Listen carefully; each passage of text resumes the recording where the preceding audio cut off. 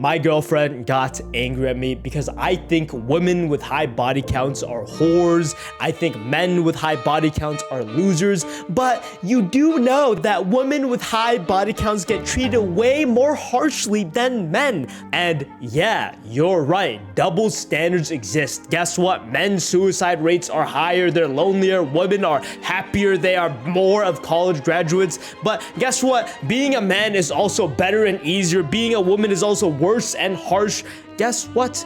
Double standards exist, and people like to use the excuse of what they don't understand as there being an injustice, when reality, remember, luck does not exist. Me flipping a coin and it landing on head is just the lack of information. Robots can calculate what heads and tails are based on their flip, the amount of energy used, blah, blah, blah, blah, blah. And the same thing applies to double standards. Double standards do not exist. It is just existent based on what you choose to be ignorant of. So for example, men, a lot of them fixate on the negative parts of what it is to be a man, and they focus on only the positives of what it's like to be a woman.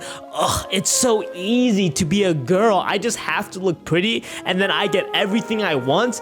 Yeah, but you're probably ugly, and let's not forget that average women get nothing too. You have to be at the tippity top, and women do the exact same thing. Thank you for my girlfriend, she taught me this lesson. It's that we are not gender divided. It's really a human thing to argue and complain based on boxes that we are part of. We nitpick the worst parts, and then we look at the pretty outside, but we don't understand what's inside the box, which is just as shitty.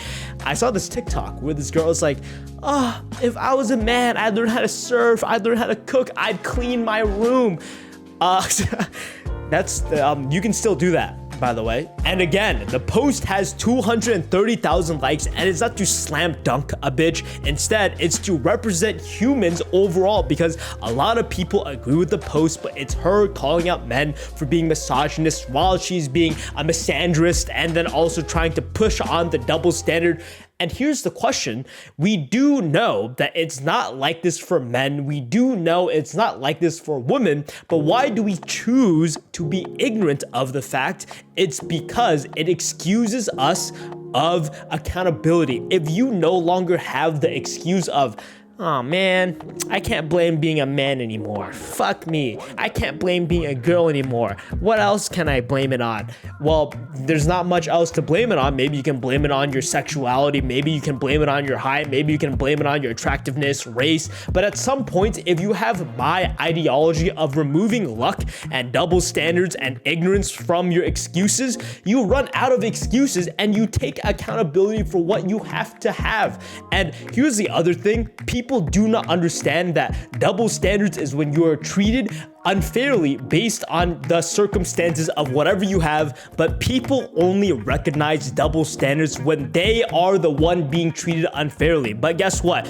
We judge people when they're ugly, when they're fat, and it's either because they're so fat, I feel pity for you and I will support your own business. I support fat people because you are just fat. Isn't that already a double standard? Isn't the skinny people being treated unfairly? No, they are not. It's because the person making that decision has lived their own personal life where they understood the struggles of being a fat person, and because of that, they choose to help fat people. And how is that a double standard when their opinions mathematically, psychologically make sense and adds up? And then you delve deeper into more controversial topics like gender and race, and then you think, ooh, is that really a double standard, or does it make sense when you delve into all the intricacies? Because people talk about double standards about women, men, but they don't also talk about their own specific attributes. They put it onto a blanket term as if being a man is the reason why you're being treated that way. Or maybe you're fat, you're ugly, you're short, you're slow, and there's a lot of other variables that you have to involve, but people just chalk it up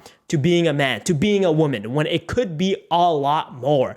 And the reason why women get belittled for having a high body count while men get praised is simply because from personal experience and statistics, 1/3 of men are in relationships, 2/3 of women are in relationships. See how the math isn't even adding up? It's because it is significantly harder to get into a relationship as a man, so significantly more difficult to increase your body count. It is the underdog story where once you have a high body count, society-wise, you will be praised because you are the underdog that wins.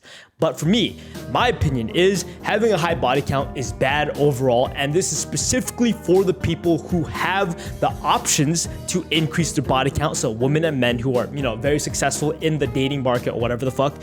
I'd say it's bad because it stems from an insecurity of wanting constant validation from another person. Oh, please like me, show me how much you like me by fucking me. Or, I could be entirely wrong. But that's not the point of this video. What's more important is that double standards does not truly exist. It only exists in ignorance, just like how luck only exists when we are unable to know of it. There are stories where people try to beat the casino just by doing mathematics, and guess what? They've done it before. So is it really luck, or is it us not knowing? Thank you for watching. Like, subscribe, toodly-doo.